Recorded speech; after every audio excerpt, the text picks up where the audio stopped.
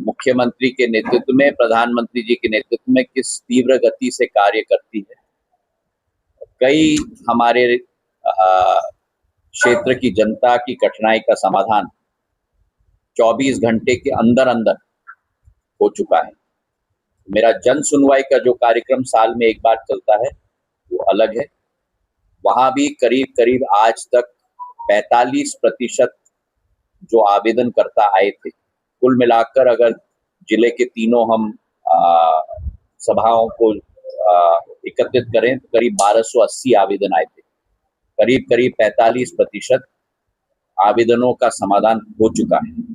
कुछ नहीं हो सकते क्योंकि नियम के विरुद्ध है, और कुल मिलाकर अभी भी करीब 400 कार्य प्रगति पर हैं जो शेष हैं, जो कलेक्टर साहब ने कहा है कि अगस्त के अंत तक उन पर भी कार्य हो जाएगा। इसका मॉनिटरिंग मैं हर हफ्ते दिल्ली में बैठकर करता हूँ। तो चार्ट का सैंपल है आपके पास जन सुनवाई का चार्ट का है, तो एक मंगा लीजिएगा। एक एक्सेल स्प्रेडशीट है जिसके आधार पे मैं लाल में मॉनिटर करता हूँ जो कार्य नहीं हो सकते, पीला में जो कार्य प्रगति पे हैं, और हरे जिसमें कार्य समाप्त हो चुके हैं। जो कार्य का समाधान हो चुका है, मेरी चिट्ठी जाती है ऑर्डर के साथ प्रशासन की आवेदनकर्ता को, और एक कॉपी जाती है मेरे सारे मंडल और अध्यक्ष और संगठन और सांसद प्रतिनिधियों को और अध्यक्ष जी को और विधायक को, और मेरे मंडल अध्यक्ष स्वयं हाथ में लेकर एक एक आवेदनकर्ता के घर पे जाते हैं उनको देने के लिए कि ये आपका कार्य हमारे शासन के द्वारा हो चुका है। तो पूरा फीडबैक लूप है 360 डिग्री का। ये नहीं कि राजेश मेरे पास आ गए, मैंने कर दिया, चिट्ठी चली गई, ऑर्डर के बिना राजेश भटक रहे हैं कि महाराज ने तो कह दिया कि हो गया पर मेरा कुछ काम हुआ नहीं है। प्रशासन का ऑर्डर साथ में, और हमारा कार्यकर्ता जाता है आपके घर में आपको देने के लिए। पूरा 360 डिग्री का लूप समाप्त होता है। और उसी के साथ आज आपने देखा है तीव्र गति से कार्य हुई है। आज हमारी समीक्षा बैठक में हम लोग ने कई विकास कार्यों की समीक्षा की है, और आप लोग पूछ रहे थे कि जनप्रतिनिधि क्यों बैठे हैं। इस बार मैंने अलग प्रक्रिया का इस्तेमाल किया है। आज के बाद दिशा की बैठक में सारे मंडल अध्यक्ष उपस्थित होंगे, केवल विधायक जनप्रतिनिधि नहीं लेकिन मंडल अध्यक्ष भी। और मंडल अध्यक्ष इसलिए उपस्थित हैं केवल कार्रवाई की सूचना ग्रहण करने के लिए नहीं, हर एक मंडल अध्यक्ष को अपने कार्य क्षेत्र के आधार पर जिम्मेदारी दी गई है। जो जिम्मेदारी आप लोग भी अदा करते हो, सर्वेक्षण करने के लिए, कार्य की गुणवत्ता देखने के लिए, वही जिम्मेदारी मैंने मंडल अध्यक्षों को भी दी। तो एक एक योजना की जिम्मेदारी, एक एक कार्य की जिम्मेदारी अध्यक्ष जी को, विधायक जी को, पूर्व विधायक जी को, मंडल अध्यक्षों को, सांसद प्रतिनिधियों को, जिला पंचायत के हमारे सदस्यों को, और उसका विवरण भी मैं आपको दूंगा। तो ये केवल औपचारिकता नहीं है, क्योंकि प्रशासन और जनप्रतिनिधि दोनों एक ही सिक्के के दो पहलू हैं। हम दोनों का कार्य है कि जनसेवा गुणवत्ता से हो, इसकी समीक्षा हमको करना, और आप ऊपर से हमारे वॉचडॉग हो, देखने के लिए कि कहाँ प्रशासन ठीक से कार्य नहीं कर रहा है या कहाँ जनप्रतिनिधि ठीक से कार्य नहीं कर रहा है। तो संयुक्त रूप से इसमें भी 360 डिग्री की फीडबैक हो। और इसलिए आज आप लोगों के लिए थोड़ी कुर्सियां शायद कम होगी, पर उसके पीछे जनता का कारण है, ये मैं आपको समझाना चाहता हूँ। जो मैं कह रहा था आपको जन सुनवाई की, हमने पिपरई, कचनार और ईसागढ़ में किया था। इस बार टोटल 2742 आवेदन आए थे। उसमें से कुल मिलाकर पूर्ण हो गए हैं, अपात्र 657 हैं। तो कुल मिलाकर हमारे आदेश अपलोड हो गए हैं 1860। वो आदेश मैंने एक एक चिट्ठी बना के पिपरई के लिए 762, कचनार के लिए 303 और ईसागढ़ के लिए 795। ये मेरी चिट्ठी के साथ एक एक लाभार्थी को गया है और मंडल अध्यक्षों को गया है, जिन्होंने जाके हाथ से दिया। अब लंबित पिपरई में 134, कचनार में 15 और ईसागढ़ में 258। टोटल लंबित है 407 2742 में से। तो इतना काम प्रशासन ने अपने स्तर पर किया है, जिसके लिए मैं वे बधाई के पात्र हैं और उनको मैं धन्यवाद भी देना चाहता हूं। और ऐसे जन सुनवाई के आधार पर जनता की जो मूलभूत कठिनाइयां होती हैं, हमारा कार्य क्या है? एक तरफ बड़ी बड़ी योजना लाना, दूसरी तरफ व्यक्ति की जो कठिनाई, उस कठिनाई का भी समाधान करना। 1860 कठिनाइयों का समाधान हो चुका है, इसलिए साल में मैं एक ही बार कर रहा हूं। हम करें तो अच्छे से करें, उसकी समीक्षा हो और जनता का उसका पूरा लाभ मिले। अब जल्दी से मैं आपको ये जो हमारी योजना है उसके बारे में सूचित करना चाहता हूं। नंबर 1, अशोकनगर जिले की पानी की डिस्ट्रीब्यूशन नेटवर्क। ये अशोकनगर, चंदेरी, पिपरई, मुंगावली, ईसागढ़ और शाडोरा 6 के 6 हमारे क्षेत्रों की योजना बन चुकी है। अशोकनगर की योजना पूर्ण रूप से 17 करोड़ की है, नवंबर 26 तक तैयार हो जाएगी। चंदेरी की योजना 7 करोड़ की है, दिसंबर 26 तक तैयार हो जाएगी। पिपरई की योजना 8 करोड़ की है, दिसंबर 26 तक तैयार हो जाएगी। मुंगावली की योजना 7 करोड़ की है, मार्च 27 तक तैयार होगी। और ईसागढ़ और शाडोरा, इन दोनों योजनाओं का पूर्ण रूप से धारण हो चुका है, लेकिन लोगों के कंप्लेंट आ रहे हैं, कहीं कहीं पाइप नहीं ठीक से चल रहा, कहीं कहीं पानी नहीं पहुंच रहा है। तो मैंने कलेक्टर साहब को कहा है कि हमारे मंडल अध्यक्षों के साथ विभाग का व्यक्ति और कलेक्टर साहब स्वयं जाके निरीक्षण करेंगे, जहां जहां कठिनाई है उसकी पूरी सूची बनाएंगे और फिर उसको हम लोग दोबारा दुरुस्त कराएंगे। हमारी दूसरी योजना ट्रांसपोर्ट नगर की, बहुत दिनों से ये जरूरत है अशोकनगर की। कई कारणवश कई लोग थोड़े झिझक रहे हैं बाहर जाने के लिए, तो इसका पहला किश्त के लिए 2 से 3 करोड़ रुपए मुझे कैलाश विजयवर्गीय जी से लेना है। वो राशि आ जाएगी तो पहला किश्त ट्रांसपोर्ट नगर का हम लोग बना पाएंगे और उसका कार्य शुरू हो जाएगा। तीसरा, चंदेरी का माइक्रो इरिगेशन प्रोजेक्ट, ये 28,000 हेक्टेयर को सिंचित करेगा। 121 गांव इससे लाभान्वित होंगे और ये 450 करोड़ रुपए की योजना है। चंदेरी तहसील के 52 गांव हैं, मुंगावली तहसील के 70 गांव हैं और पिपरई तहसील के 10 गांव। इसका हम लोग ने कहा है कि मुझे सूचित किया गया है कि पहला ट्रांसफार्मर लाना पड़ेगा 132 kV का। उसके आधार पे चेकिंग और टेस्टिंग होगी, उसके आधार पर जहां कमियां हैं उसको हम लोग निर्धारित करेंगे और उसकी फिर जो त्रुटियां हैं उसको ठीक करेंगे। अब इसमें मैंने हमारे 5 मंडल अध्यक्ष इसमें मैंने सम्मिलित किए हैं, जिलाध्यक्ष के साथ और दोनों विधायक जी के साथ। और उसमें मैंने महेंद्र बुंदेला और धर्मेंद्र जैन को भी मैंने शामिल किया है। हर एक व्यक्ति को 20-20 गांव दिए जाएंगे।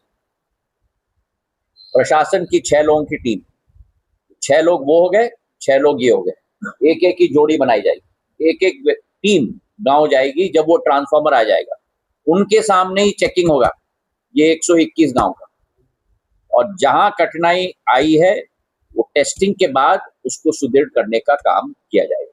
पर पहला हमारा हर्डल है कि वो 132 kVA का ट्रांसफार्मर आए, जो कलेक्टर साहब ने कहा है कि करीब 30 जुलाई तक आ जाना चाहिए। जब वो आ जाएगा, जब स्थापित हो जाएगा, उसके बाद ये पूरा प्लान बनेगा। ये कहाँ जाएंगे, ये कहाँ जाएंगे, मैं कहाँ जाऊंगा, ये कहाँ जाएंगे, ये कहाँ जाएंगे, जोड़ी बनाकर। वो जोड़ी भी आप बना दीजिएगा, आप दोनों मिलके बना दीजिएगा, कलेक्टर साहब और आप मिलके बनाइए।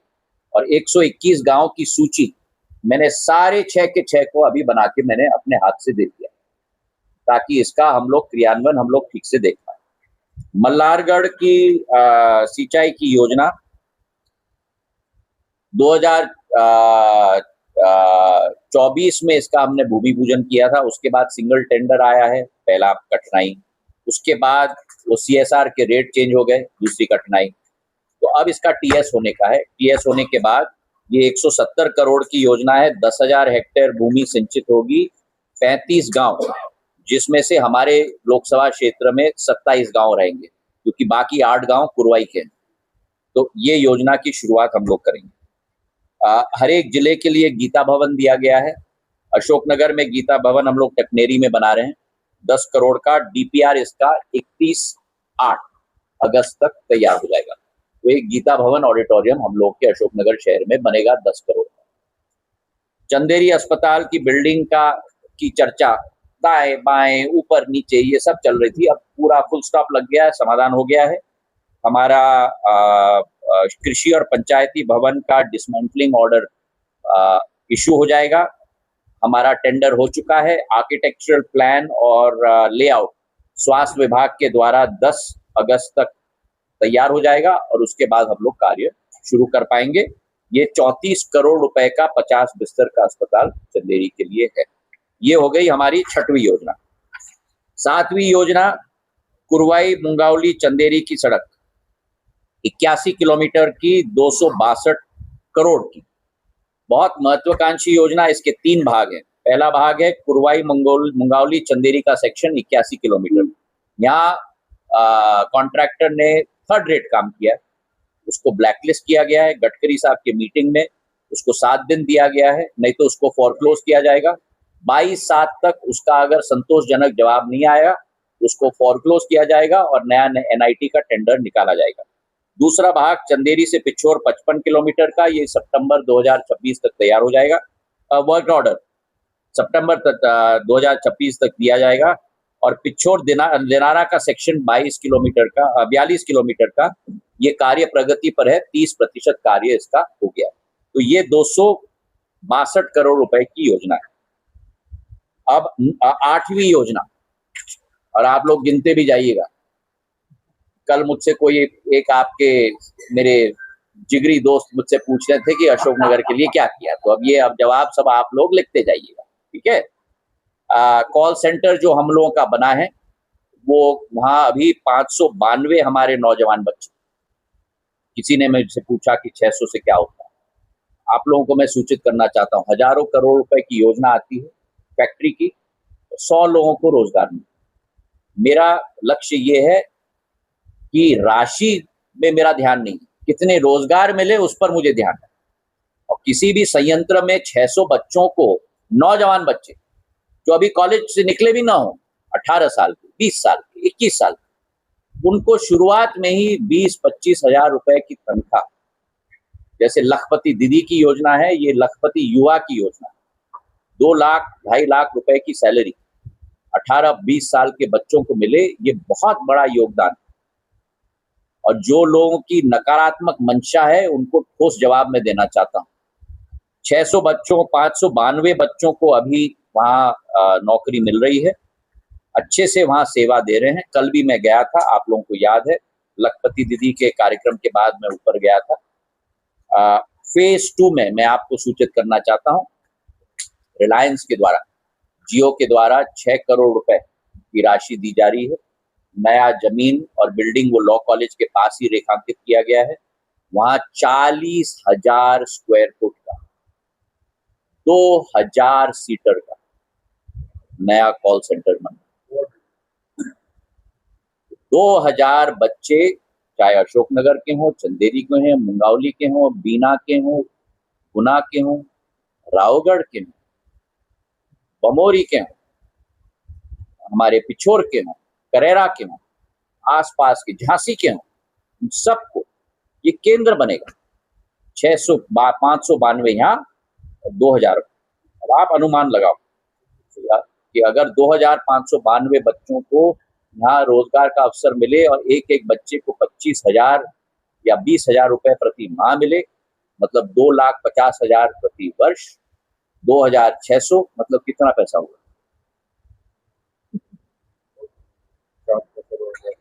ठीक है। फिर अशोकनगर के लिए 9वां मल्टीपर्पज स्पोर्ट्स कॉम्प्लेक्स, ये 750 करोड़ की राशि आ चुकी है। इसमें cricket stadium, pavilion, multipurpose hall और इलेक्ट्रिकल सबस्टेशन, ये कार्य इसमें सम्मिलित हैं, स्वीकृत हैं। 20 करोड़ मैंने कहा कि ये 3 भाग में नहीं बनेगा, क्योंकि टोटल मिला के ये 45 करोड़ की योजना मैंने बनाई। तो पहले 7.5, फिर 20, फिर 18, नहीं, मैंने कहा पहले 28 का बनाओ, फिर 18 का बनाओ। तो 28 में का जो बाकी 20 का है, क्योंकि 7.5 का तो अप्रूवल है, बाकी 20 का डीपीआर 23/7 तक तैयार हो जाएगा। परमिशन 23/7 तक मिलेगा और डीपीआर अगस्त के पहले हफ्ते में हम लोग तैयार करने की कोशिश करेंगे। उसके बाद 28 करोड़ का भूमि पूजन स्पोर्ट्स कॉम्प्लेक्स का ये बनेगा हमारा शंकरपुर में, इसका हम लोग भूमि पूजन करेंगे। तो जैसे शिवपुरी का बना है बड़े महाराज के नाम पे, वैसे ही अशोकनगर में हम लोग बनाने जा रहे हैं। ये आप लोगों की बहुत बड़ी मांग थी और यहाँ सब जनप्रतिनिधियों की बहुत बड़ी मांग थी। 10वीं योजना अशोकनगर का बाईपास। तो ये अशोकनगर का बाईपास, मुझे खुशी है आपको कहते हुए कि ये रातीखेड़ा, ईटवा, मालखेड़ी, मोरी, इंगलखेड़ी, अशोकनगर, विदिशा रोड, ये स्वीकृत हो चुकी है। 118 करोड़ रुपए की योजना है। भारत सरकार से 92 करोड़ मैंने गडकरी साहब से मैं लेके आया हूँ, उनको मैं धन्यवाद अर्पित करना चाहता हूँ। बाकी जो 26 करोड़ है उसके लिए ईएफसी मीटिंग मध्य प्रदेश सरकार, 26 करोड़ मध्य प्रदेश सरकार से आ रहा है, 92 करोड़ वहां से आ रहा है। 92 करोड़ आ चुका है, स्वीकृत हो चुका है। ये 26 करोड़ का ईएफसी मीटिंग होना है और उसके बाद एएस और टीएस हम लोगों को कराना है। इसमें 700 मीटर का भाग रेलवे का है, क्योंकि रेलवे का आरओबी बनने का है और 23/7 तक रेलवे को हम अपना डिजाइन भेज देंगे। तो ये भी बहुत बड़ी योजना है 118 करोड़ की अशोकनगर के बाईपास की। इसके बाद 11 नंबर हमारा मेडिकल कॉलेज। मेडिकल कॉलेज का टेंडर हम लोग ने बार बार किया है, कोई भी व्यक्ति आगे नहीं आया है। मैंने स्वास्थ्य विभाग के व्यक्ति को कहा है कलेक्टर साहब के साथ मिलकर चर्चा करें सभी निवेशकों के साथ कि आपको क्या क्या चाहिए ताकि आप निवेश करें। अब हम एक प्रारूप बना लें और उससे मिले ठेंगा और कोई नहीं आए, उससे काम नहीं चलने वाला। तो उस नियम में हम लोगों को क्या क्या बदलना है ताकि आप आ पाए 2-3 लोग तो आए, टेंडर करें, उसकी स्टडी एक बार हो जाए, फिर कलेक्टर साहब मेरे सामने रखेंगे। 12 नंबर है शहरी क्षेत्र का सौंदर्यीकरण, जो मैंने आप लोग ने छुपा छुपी करके, जो मेरा रहस्य था उस प्रेजेंटेशन से चित्र निकाल के आप लोग ने अपने प्रेजेंटेशन में ब्रॉडकास्ट किया। पर आज मुझे खुशी है आपको कहते हुए कि अशोकनगर शहर के लिए 30 करोड़, शिवपुरी के लिए 30 करोड़ और गुना के लिए 30 करोड़, किसी भी सरकारी निधि से नहीं, सब 90 करोड़ 30 मैं निजी कंपनियों से ला रहा हूं, मेरे एक एक शहर को सुंदर बनाए।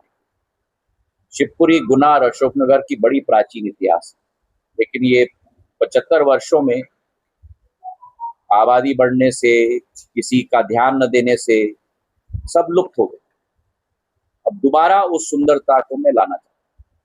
वो पूरी योजना तैयार हो चुकी है। पैसा का पहला किश्त भी कलेक्टर साहब के यहाँ कंपनी से पहुंच चुका है। अब आने वाले थोड़े समय में ही इसका भूमि पूजन हम लोग करेंगे और मैंने सभी जनप्रतिनिधियों को भी कहा है और मैं आप लोगों से भी निवेदन करूंगा कि उस कार्यक्रम में शहर में चारों तरफ एलईडी लगनी चाहिए और उस एलईडी में पूरा प्रेजेंटेशन होना चाहिए। हाईवे से लेके तुलसी सरोवर तक पूरा 4.5 किलोमीटर का सौंदर्यीकरण कैसे करना, एक एक चौराहे का सौंदर्यीकरण कैसे करना, आरओबी का सौंदर्यीकरण कैसे करना, इतिहास के पन्ने कैसे लगा रहे हैं। जैसे मैंने ग्वालियर में 4 द्वार बनाए, वैसे अशोकनगर में भी 2-3 द्वार मैं बना रहा हूँ, हमारे संस्कृति के आधार पर, हमारे परंपरा के आधार पर। तो सब हम लोग दिखाएंगे उस एलईडी के प्रेजेंटेशन। 13वीं योजना है राजघाट की सिंचाई की योजना। ये 1572 करोड़ की योजना है, जिसमें अशोकनगर 922 करोड़ और गुना में 650 करोड़। इसका 82% कार्य समाप्त हो चुका है और अक्टूबर के माह में इस योजना का हम लोग लोकार्पण मुख्यमंत्री के साथ हम लोग कर पाएंगे। 14वां योजना है हमारी लुकवासा ईसागढ़ ढाकोनी चंदेरी राजघाट मार्ग। इसका कार्य भी करीब 37% कार्य प्रगति पर है। जून 2027 तक काम हो जाएगा। और इसकी कार्य भी हम लोग हर माह पर मॉनिटर कर रहे हैं। जैसे शाडोरा से करीला माता मंदिर की सड़क 55 किलोमीटर की 135 करोड़ की, इसका 24% कार्य हो गया है और जनवरी तक 2027 तक ये मार्ग भी पूर्ण रूप से तैयार हो जाएगा। 16वीं हमारा पॉइंट है अशोकनगर का अस्पताल जो बरखेड़ी में बन रहा है। 100 बिस्तर का नया बेड बनेंगे, 50 बिस्तर के CCU क्रिटिकल केयर यूनिट और 200 बिस्तर हमारे वर्तमान है। कुल मिलाकर ये 350 का अस्पताल बनेगा, 350 बिस्तरों का। ये 63 करोड़ रुपए की योजना है। अप्रैल 2027 तक कार्य समाप्त हो जाएगा। मैंने कलेक्टर साहब को कहा है पर्ट चार्ट बना के मुझे भेजने के लिए। इसी के साथ 2-3 और चीज हैं जो मैं अगले कार्यक्रम के लिए छोड़ रहा हूँ। माँ जागेश्वरी लोक भी 20 करोड़ की स्वीकृत हो चुकी है मध्य प्रदेश सरकार के द्वारा और कल इसका मैं निरीक्षण करूंगा। सुबह चंदेरी की माइक्रो इरिगेशन की प्लांट का निरीक्षण करूंगा और राजघाट बांध से पानी जो आ रहा है उस प्लांट का भी निरीक्षण चंदेरी में, तीनों का मैं निरीक्षण करने जा रहा हूँ। तो आप सभी का बहुत बहुत धन्यवाद। और 20 पॉइंट मैंने आपके समक्ष रखे हैं। इसका टोटल बनता है करीब 5.5 से 6.5 हजार करोड़। तो जो प्रश्न करता था, मैं आशा करता हूं कि वो अब संतुष्ट होगा और उसके चेहरे पे मुस्कुराहट होगी। चलिए, हाँ, सॉरी, एक मुद्दा रह गया। मेगोनाबाड़ा से अमरोद रोड का जो पुल हमने बनाया है, जो कोलारस तक ज्वाइन करेगा, उस पुल की स्वीकृति भी हमको मिल गई है, जो स्थानीय स्तर पर बहुत लंबी मांग थी। ये है चूंच नदी के ऊपर मेगोनाबाड़ा से रसुला बुजुर्ग ये कनेक्ट करेगा। ये कुल मिलाकर 10 करोड़ 82 लाख की योजना है जो केंद्र सरकार से हम लोग ने मंजूर करवा दी, जो यहाँ भी बहुत ज्वलित मुद्दा था और इसको भी जरा आप मेरे शीट में जोड़ के रखेगा। अब तो कोई प्रश्न बचे नहीं होंगे।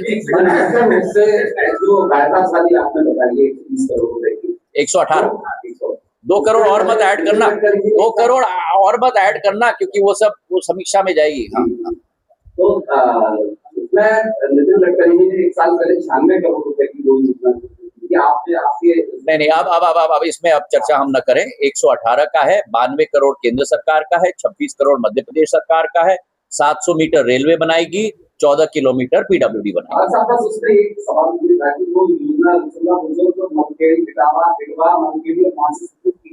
नहीं, वो अलग है। पहले जो तैयार किया गया था उसी को उन्होंने स्वीकृत किया था, तो इसका पूरा नक्शा चेंज हो गया। ये पूरा अब जो हो गया सो हो गया। अब इसमें मत जाओ क्यों, कहा, क्या, ये वो। अब ये स्वीकृत हो गया। शहरवासियों के लिए इसका बहुत बहुत लाभ मिलेगा। चलिए नेक्स्ट। कुछ मेरे लिए छोड़ो ना भैया। अभी 5,500 से 6,500 करोड़ का ब्यौरा मैंने दे दिया है। अगले बार कुछ नहीं होगा तो फिर आप बोलोगे कि कुछ नहीं है। तो छोड़ो, आप चिंता मत करो भाई, मैं लगा। और इससे और भी कुछ और बड़ी चीजें हैं, पर अभी छोड़ो आप। मीडिया की जटिलता पर मैं कुछ आपको कहना चाहता हूँ। मीडिया की जटिलता जिले की कुछ वो आप अलग से मुझे दे देना, समस्याएं मुझे अलग से जी। अशोकनगर में BSNL की सेवाएं सबसे बेकार है, लचर है,